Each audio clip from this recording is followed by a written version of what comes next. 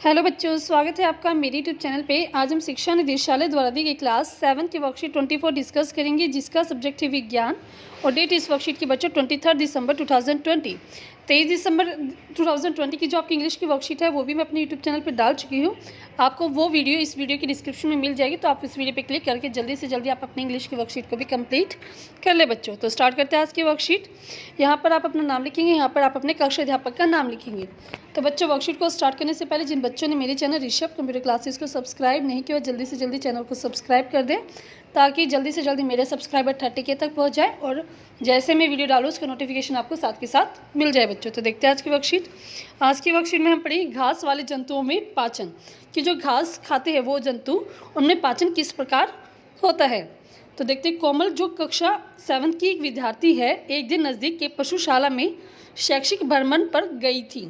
तो जो ये लड़की है कोमल, वो क्या थी, नज़दीक के पशुशाला में, जहाँ पे पशु पाले जाते हैं उनको बोलते हैं पशुशाला, वहाँ पर वो अपनी पढ़ाई से रिलेटेड कोई भ्रमण करने गई थी। तो उसने देखा कि गाय और भैंस आराम करते हुए भी अपना मुंह चलाए जा रहे हैं। मुंह चलाने का मतलब क्या होता है, जुगाली कर रहे हैं। उसे बहुत आश्चर्य हुआ कि फिर उसने कक्षा में अपनी शिक्षिका से इसके बारे में पूछा। तो उसे ऐसा देखकर बहुत आश्चर्य हुआ। तो उसने जब वो स्कूल आई तो उसने अपनी सारी बात अपनी शिक्षिका से पूछी। तो आगे देखते हैं।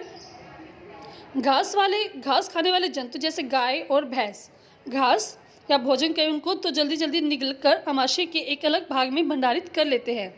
तो अगर आपने भी देखो कि जो गाय और भैंस होती है वो क्या करती है, जुगाली करती रहती है, मतलब खाना खाती रहती हैं। तो क्या करती हैं, जो गाय और भैंस होती हैं भोजन को जल्दी जल्दी निगल लेती हैं, और जल्दी जल्दी निगल कर क्या करती है, वो उसे अपने आमाशय में इकट्ठा कर लेती है बच्चों। ये भाग रुमेन प्रथम आमाशय कहलाता है। तो जहाँ पर वो इसको इकट्ठा करती है भोजन को, उसको क्या कहते हैं, प्रथम आमाशय कहते हैं। यहाँ पर भोजन को आंशिक पाचन होता है, जिसे जुगाल या कड़ कहते हैं। तो यहाँ पे क्या होता है, भोजन का सिर्फ थोड़ी देर के लिए, मतलब आंशिक होता है, नाम का जिसे कहते हैं नाम का पाचन होता है, जिसे जुगाल या कड़ कहते हैं।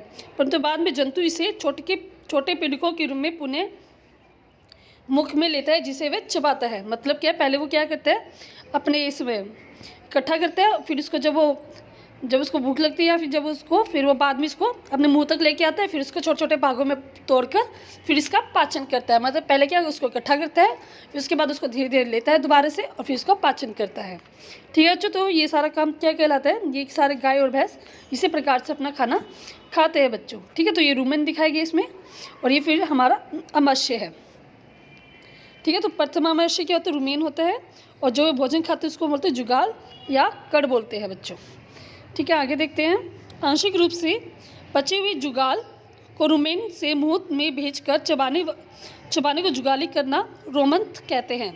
तो जो वो भोजन हमारे पास दोबारा से मुंह में आता है तो उसको हम क्या कहते हैं, जुगाली करना या फिर रोमंथ कहते हैं।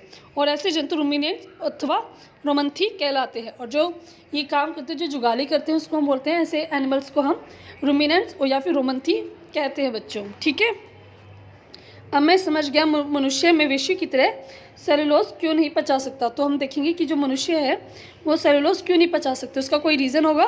तो देखते हैं। घास में सेलुलोज की प्रचुरता अधिक होती है। क्या आप घास खा सकते हैं बच्चों? नहीं खा सकते ना। क्यों नहीं खा सकते, वो रीज़न हम देखते हैं। कि घास में क्या होता है, सेलुलोज की प्रचुरता होती है, जो एक प्रकार का कार्बोहाइड्रेट है।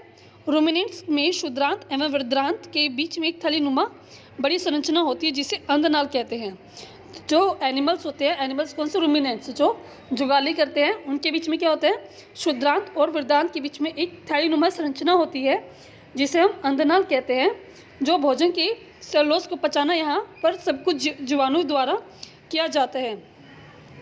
और भोजन का जो सेलुलोज होता है उसका पचना कहाँ पे पॉसिबल होता है बच्चों, यहीं पे अधनाल में ही पॉसिबल होता है, जो कि मनुष्य के आहार नाल में अनुपस्थित होते हैं। मतलब जो मनुष्य है उसके पास ये अंधनाल नहीं होता, जिसकी वजह से क्या, वो सेलुलोज को पचा नहीं पाता। ठीक है बच्चों, तो ये रीज़न है कि मनुष्य जो है घास नहीं खा पाता। ठीक है, आगे देखते हैं। तो ये हमने रीज़न समझ लिया। अब हम देखते हैं वर्कशीट की question answer. First question, rumen किसे कहते हैं। तो रुमेन हमने भी पढ़ा था यहाँ पे। तो यहाँ से लेकर आप लिखेंगे घास खाने वाले से यहाँ पर तक, ये आपका फर्स्ट क्वेश्चन का आंसर हो जाएगा कि रुमेन क्या होता है, जहाँ पर वो अपने भोजन को जल्दी जल्दी लेके इकट्ठा कर लेते हैं, उसको हम कहते हैं रुमेन। नेक्स्ट क्वेश्चन है, रुमिनेंट्स के 3 उदाहरण लिखिए। रुमिनेंट्स के क्या उदाहरण होंगे बच्चे, 3। तो इसके 3 उदाहरण है गाय, भैंस और बकरी। तो आप अपना सेकंड क्वेश्चन ऐसे कंप्लीट कर लेंगे, गाय, भैंस, बकरी। नेक्स्ट क्वेश्चन इसमें, मनुष्य सेलुलोज का पाचन क्यों नहीं कर पाता? मनुष्य सेलुलोज का पाचन क्यों नहीं कर पाता? आंसर है इसका, मनुष्य सेलुलोज का पाचन नहीं कर पाता क्योंकि मनुष्य के पास अंधनाल नहीं होता, जो कि सेलुलोज के पाचन के लिए आवश्यक होता है या फिर चाहिए होता है। तो क्या होता है, मनुष्य के पास अंधनाल नहीं होता, इसलिए वो सेलुलोज का पाचन नहीं कर पाता। क्वेश्चन एक ये भी आ सकता है कि मनुष्य घास क्यों नहीं खा पाता? तो दोनों का आंसर एक ही होगा। ठीक है बच्चों, तो आप कंप्लीट कर ले इसको। नेक्स्ट क्वेश्चन देखते हैं, घास में डैश की प्रचुरता होती है? तो घास में किसकी प्रचुरता होती है बच्चों? सेलुलोज की प्रचुरता होती है। यहाँ पे आप लिखेंगे सेलुलोज, जो कि एक प्रकार का डैश है, जो कि एक प्रकार का कार्बोहाइड्रेट है, वो आप इधर लिख देंगे। जंतु जो जुगाली करते हैं उन्हें हम क्या कहते हैं? उन्हें हम रूमिनेंट्स कहते हैं। ठीक है, रूमिनेंट्स, ये इसका आंसर होगा रूमिनेंट्स। तो आप अपना यहाँ पे भर देंगे इसको, रूमिनेंट्स को इसमें। ठीक है, तो आपको दोबारा से दिखा देती हूँ। फर्स्ट में आपका आएगा सेलुलोज, सेकेंड इसमें भरेंगे आप कार्बोहाइड्रेट, और फिर रूमिनेंट्स आएगा आपका, यहाँ से लेकर आप इसमें भर देंगे। ठीक है, तो आपके तीनों आंसर इसमें आ गए। तो तीनों पार्ट अपने क्वेश्चन को कंप्लीट करेंगे, चारों के चारों। तो जल्दी से जल्दी अपनी वर्कशीट को कंप्लीट करें, अपने टीचर से साइन कराएं। तो जल्दी से जल्दी सब करके, और जिन बच्चों को मेरी वीडियो अच्छी लग रही है, सब्सक्राइब करना ना भूलें बच्चों चैनल को, ताकि जल्दी से जल्दी जब भी मैं वीडियो डालूँ उसका नोटिफिकेशन आपको साथ के साथ मिल जाए। और मेरे चैनल को लाइक करें अगर आपको वीडियो अच्छी लगी है, शेयर करें दोस्तों के साथ, ताकि वो भी इस वीडियो की हेल्प से अपनी वर्कशीट कंप्लीट कर पाए। कमेंट करें कि आपको वीडियो कैसी लगी, अच्छी लगी, वो भी बता सकते हैं। और कोई डाउट, कोई प्रॉब्लम, तो वो भी मुझसे कमेंट सेक्शन में पूछ सकते हैं बच्चों। थैंक यू बच्चों, हैव ए नाइस डे।